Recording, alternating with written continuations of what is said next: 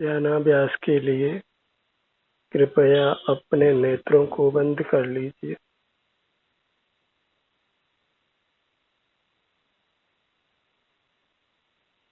अपने नेत्रों को बंद ही रखिए और अपना मुख अपनी ओर रखिए। अपने से ही परम शांति, परम सुख की प्राप्ति हो सकती है। सिर से पांव तक यह आपका विस्तार है, इसको पहचानिए और इसी के अवलंबन से रहिए। यही स्वावलंबन या स्वाश्रय की स्थिति है।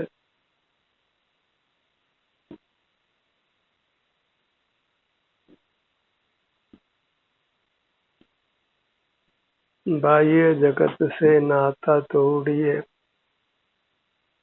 जहाँ बाह्य जगत की ओर मुख है, वहीं फिर हमारा संसार में परिभ्रमण है।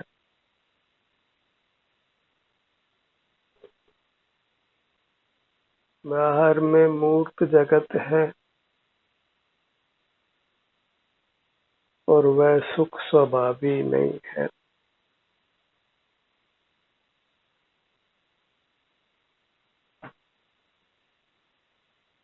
कुदरत ने हमको सुख से पूर्ण बनाया है।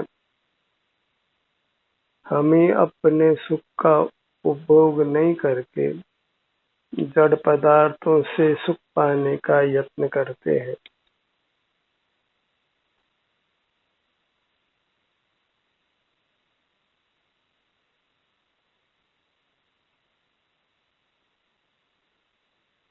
सारे ही संसारी जीव बहिर्मुख रहकर जड़ पदार्थों से सुख पाना चाहते हैं और इसी से वे अनादि से संसार में हैं।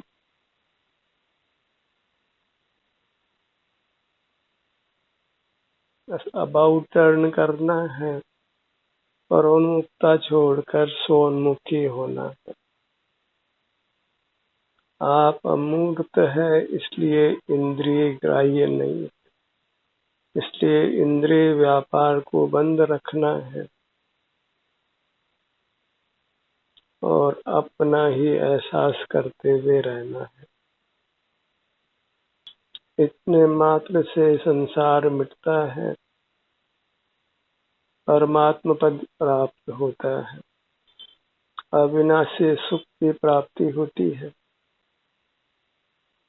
काम तो इतना ही है, पर यह अभ्यास साध्य है, क्योंकि अनादि से बहिर्मुखता का संस्कार है।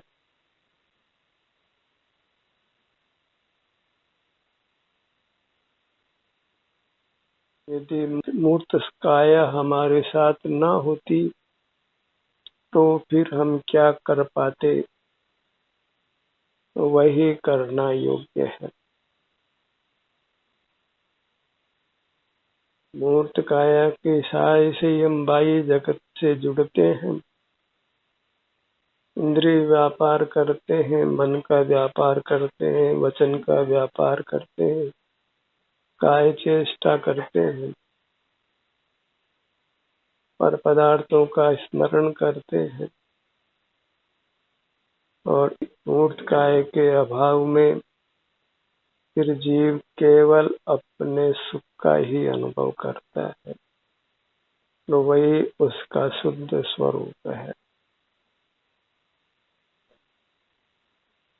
सब जीव सुख चाहते हैं, पर बहिर्मुखता को छोड़ते नहीं हैं और सुख की प्राप्ति होती नहीं है।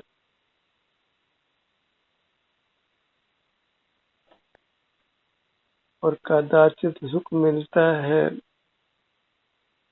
और कदाचित दुख मिलता है। ऐसे सुख दुख में जीव संसार में डोलता है।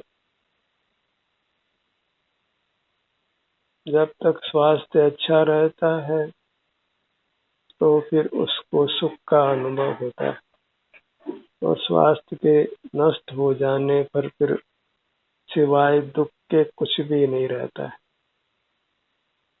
स्वास्थ्य की रक्षा करना ही धर्म है और स्वास्थ्य की रक्षा अपने में स्थित होने से होती है। अपने में स्थित होने के लिए अपने को पहचानिए। मूर्त काया मिली है, वह अपना स्वरूप नहीं है, इसलिए आप इंद्रिय गोचर नहीं है। बस मूर्त काया के बराबर ही हमारी अमूर्त काया है। अंतर्दृष्टि से सुख शांति के रूप से हमें वह अनुभव में आती है, उसी का अनुभव करना है। उसी से हम जीव चेतन कहलाते हैं। जो अपने को चेतता है वह चेतन है। यही जीव की सम्यक परिभाषा है।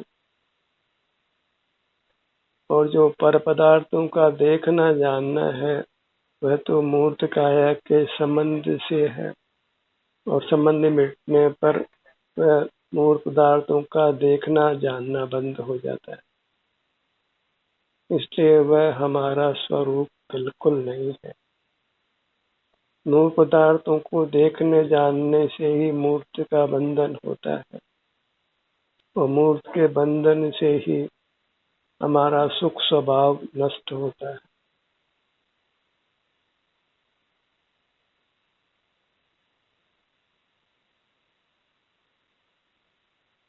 थोड़ा थोड़ा करके ही अंतर्मुखता का अभ्यास करिए।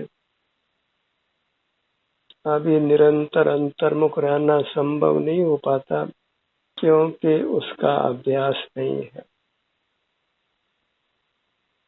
थोड़ा थोड़ा करके ही अपना ध्यान अपने सिर से पैरों तक लाइए, और इस प्रकार हम अपने संस्कार को, अपनी आदत को बदलते हैं।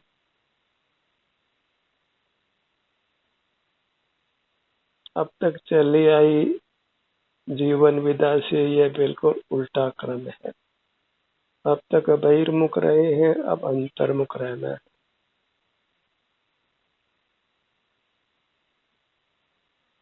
इसीलिए इसको प्रतिक्रमण कहते हैं। प्रति माने उल्टा क्रम, उल्टा क्रम। बहिर्मुखता को छोड़कर अंतर्मुख होना।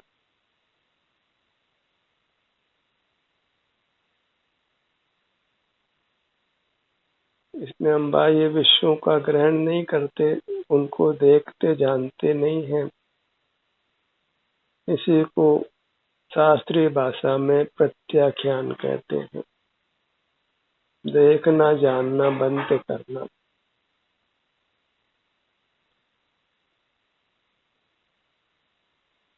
और अपना ही अनुभव करना, वही यथार्थ आलोचना है।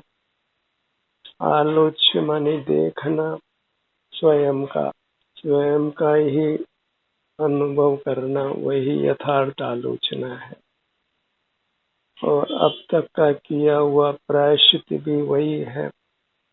प्रायश्चित माने प्राय अपनी ओर चित्त को लाना, वही प्रायश्चित है।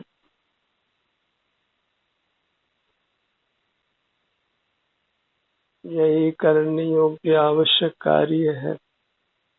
इसी से जीव कृतकृत्य होता है। कृत्य जिन्होंने करने योग्य कार्य को कर लिया है वे ही परमात्मा है। और करने योग्य कार्य यही है कि बहिर्मुखता के संस्कार को मिटा देना।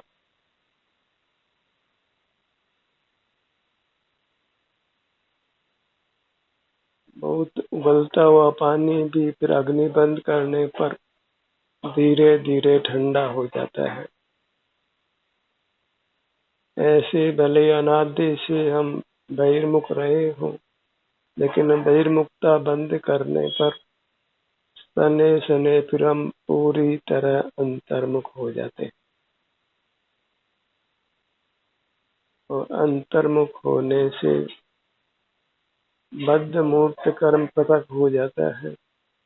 मूर्त काया से मुक्ति हो जाती है और रहता शेष है केवल परमानंद, एक आनंद की दशा, शाश्वत आनंद की दशा। कोई न शारीरिक व्याधि है, न मानसिक आदि है, न कोई प्रतिकूल सामग्री है। आदि व्याधि उपाधि इन सब दुखों से यह जीव मुक्त हो जाता है और उसके बाह्य सामग्री की आवश्यकता नहीं होती है।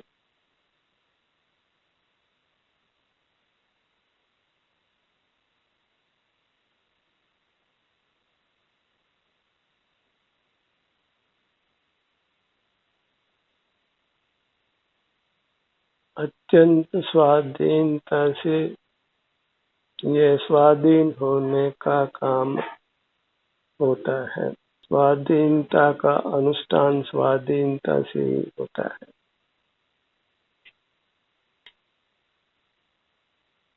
एक ही बात याद रखने योग्य है, देह आधारेण ध्यानम सुखम अनुष्ठानम भवति।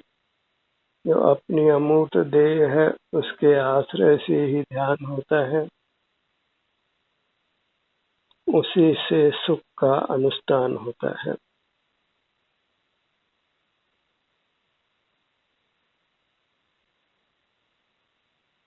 लोक में भी कहावत है, देहम असाध्यम खलु धर्म साधनम। देह ही धर्म का सुख का आदि साधन है।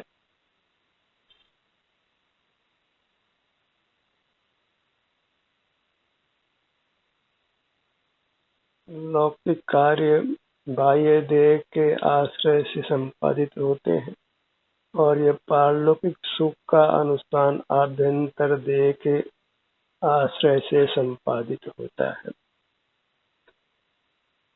और बाह्य देह तो सदा साथ नहीं रहती है, इसलिए उसके आश्रय से जीना और पराधीन जीना है और पराधीनता में शाश्वत सुख नहीं मिलता है। ये बाह्य देह तो निश्चित धोखा देने वाली है, तो इसके सहाय से होने वाले सब काम भी छूटने वाले। जिसका साथ छूटता नहीं है वह अपने आभ्यंतर अमूर्त काया है। इसी में अपनापन कीजिए, इसी के सन्मुख रहिए, इसी का आलंबन कीजिए। धर्म के नाना क्रिया कांडों से कुछ फलित होने वाला नहीं है, सिवाय समय खराब करने के कोई मोक्ष मार्ग मिलने वाला नहीं है। अपने को धोखे में नहीं रखना है। सुख के लिए अपने से युक्त होना है, जगत से मुख मोड़ कर रखना है।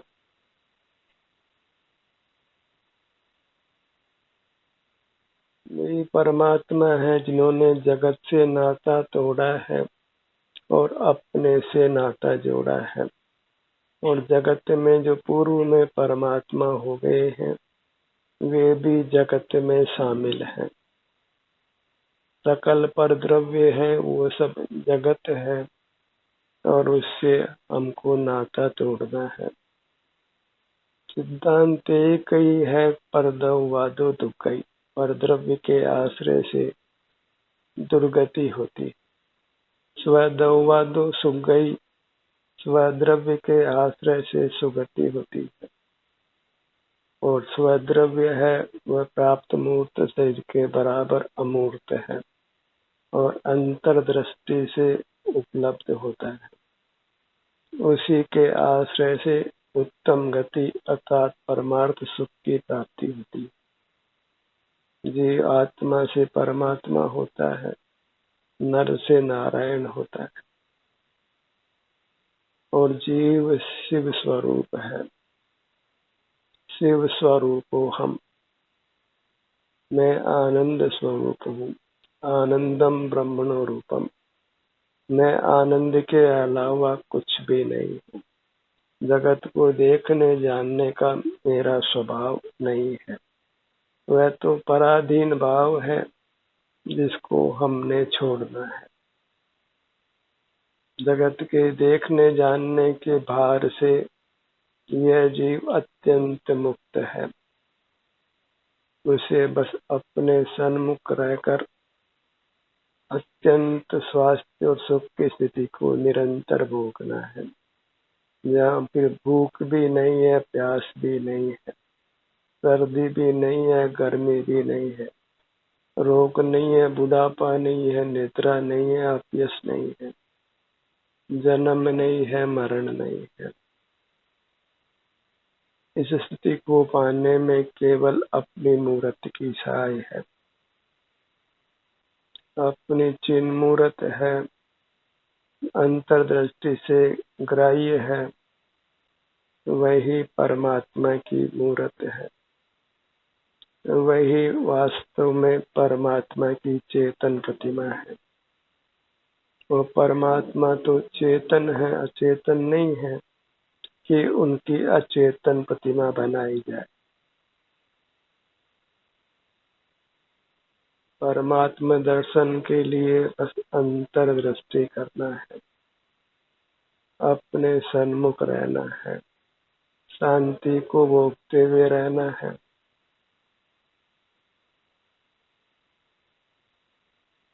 इसलिए प्रमाद छोड़ो, लोक व्यवहार छोड़ो और अपने आभ्यंतर शरीर को मत छोड़ो। पर पदार्थ को छुड़ाया है और अपना ग्रहण कराया है। अपना ग्रहण अर्थात अपनी अमूर्त काया का ग्रहण। धर्म का उपदेश यही है कि अपने आभ्यंतर शरीर को मत छोड़ो, दृढ़ता से इससे युक्त रहो। इसी से हमको परम विश्राम की प्राप्ति होगी। इंद्रियों को विश्राम, मन को विश्राम, वचन को विश्राम, काय को विश्राम, मस्तिष्क को विश्राम, केवल विश्राम और परमानंद का भोग। फिर हम बाह्य जगत से प्रभावित नहीं होते, रोगादि से ग्रस्त नहीं होते, बाह्य पदार्थों का सेवन नहीं करना पड़ता, रोटी कपड़ा मकान की व्यवस्था भी नहीं करनी पड़ती। जीव अत्यंतिक सुख को प्राप्त करता है। इस मार्ग की श्रद्धा करिए, तो श्रद्धा करने से ही आधा रास्ता तय हो जाता है। फिर भले ही आप इस मोक्ष पथ पर धीमी गति से चलें, आप मोक्ष को पा लेंगे। पर बहिर्मुखता का रास्ता मोक्ष की ओर नहीं जाता है, सुख की ओर नहीं जाता है। मनुष्य आयु अति अल्प है। रोज ही हम लोगों के जाने की खबर सुनते हैं और हमारा जाना भी निश्चित ही है।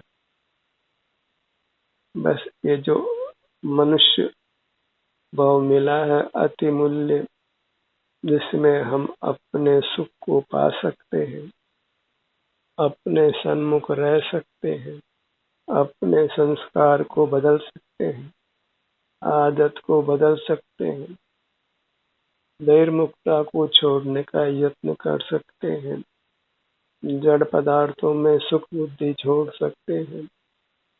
तो इस मनुष्य जन्म में इस कार्य को अत्यंत लगन से करिए।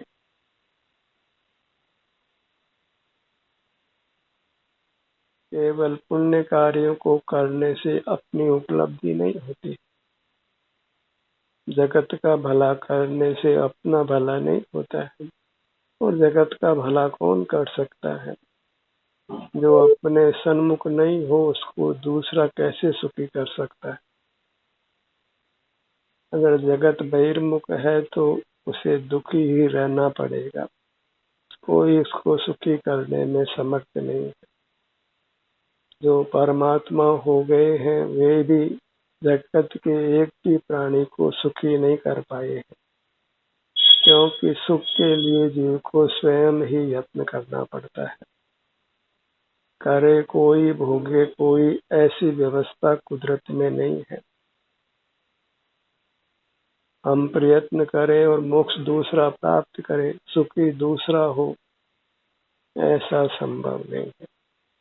और कदाचित हमारे निमित्त से दूसरे को विषय सुख मिलता हो, तो पहली बात तो यह है कि वह विषय सुख यथार्थ सुख नहीं है, और दूसरी बात यह है कि यदि दूसरा व्यक्ति स्वस्थ नहीं है तो हमारा कोई भी प्रयत्न उसको सुख का अनुभव नहीं करा सकता है। धर्म का स्वरूप इतना ही है कि हम स्वस्थ रहें, अपने में स्थित रहें, अपने सन्मुख रहें। जब भी कोई व्यक्ति संन्यास लेता है, जगत से मुंह मोड़ता है, तो उसको एक ही प्रतिज्ञा दिलाई जाती है कि मैं अपने में उपस्थित रहूंगा। अपने से नाता जोड़ना, वही अपने में उपस्थित रहना है। सारे संबंध अपने से ही बनाइए, और एक भी संबंध बाहर की दुनिया के लिए कायम मत रखिए। ये मेरा भाई है, ये मेरा पुत्र है, ये मेरी पत्नी है, पति है, मित्र है। ये सब संबंध 4 दिन की चांदनी की तरह है। इनको संजोना, गले से लगाना अच्छा नहीं है। लोक व्यवहार को लोक व्यवहार की तरह ही रखिए, उसको छाती से मत लगाइए, अन्यथा तो वियोग होने पर अतिशय दुख होने वाला है। संयोग का नियम से वियोग होता है, और संयोगों से वैश्विक सुख मिल सकता है कदाचित, पर वह यथार्थ सुख नहीं है और वो स्थायी भी नहीं है, और वह भी स्वास्थ्य के होने पर मिलता है। तो सुख तो वास्तव में अपने स्वास्थ्य का ही। स्वास्थ्य सब कोई चाहते हैं, पर उस शब्द का संधि विच्छेद भी नहीं कर पाते कि अपने में स्थित रहने का फल स्वास्थ्य है। स्वस्थ रहने का फल स्वास्थ्य की प्राप्ति है, और स्वास्थ्य ही सुख है। धर्म को ज्यादा व्याख्या की जरूरत नहीं है। जो धर्म के रोज ही घंटों प्रवचन करते हैं, वे ही सबसे ज्यादा धर्म से अनभिज्ञ हैं। तोता चना बाजे घना।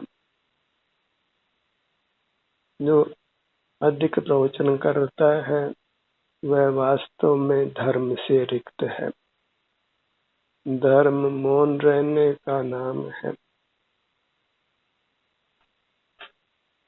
सारे जगत का ज्ञान छोड़ने का नाम धर्म है, क्यों? जगत का ज्ञान वही वास्तविक परिग्रह है, वही वास्तविक पाप है। और जगत के ये मूर्धन्य प्रवचनकार वे जगत का ही ज्ञान कराते हैं। जगत से मुख मोड़ने की विधा तो बताते ही नहीं है। ध्यान की बात करते हो कदाचित, पर ध्यान की विधि बताते नहीं। उस विधि का विस्तार नहीं है कि उसके लिए घंटों प्रवचन किया जाए। इंद्रिय द्वारों को उपयोग में नहीं लेकर अनुभव में आती हुई अपनी अमूर्त काया से ही युक्त रहना है।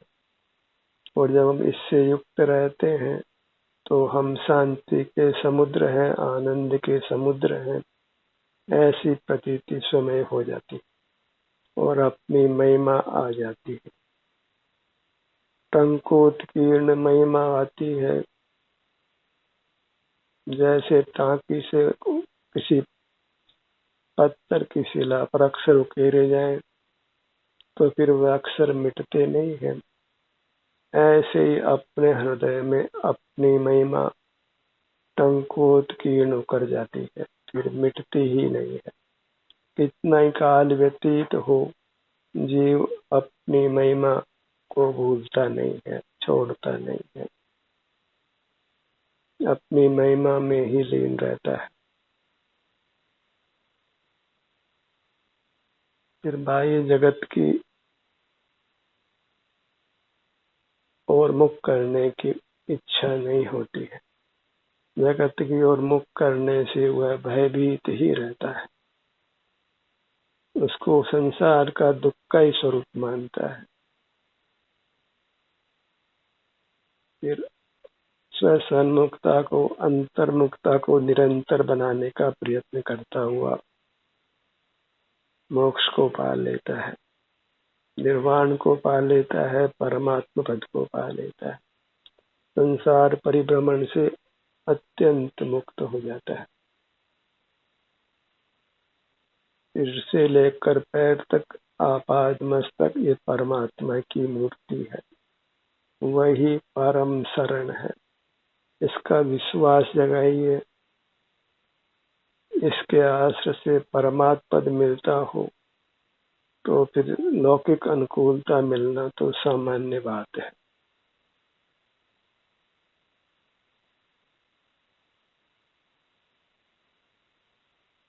अपना रूप निहारो चेतन।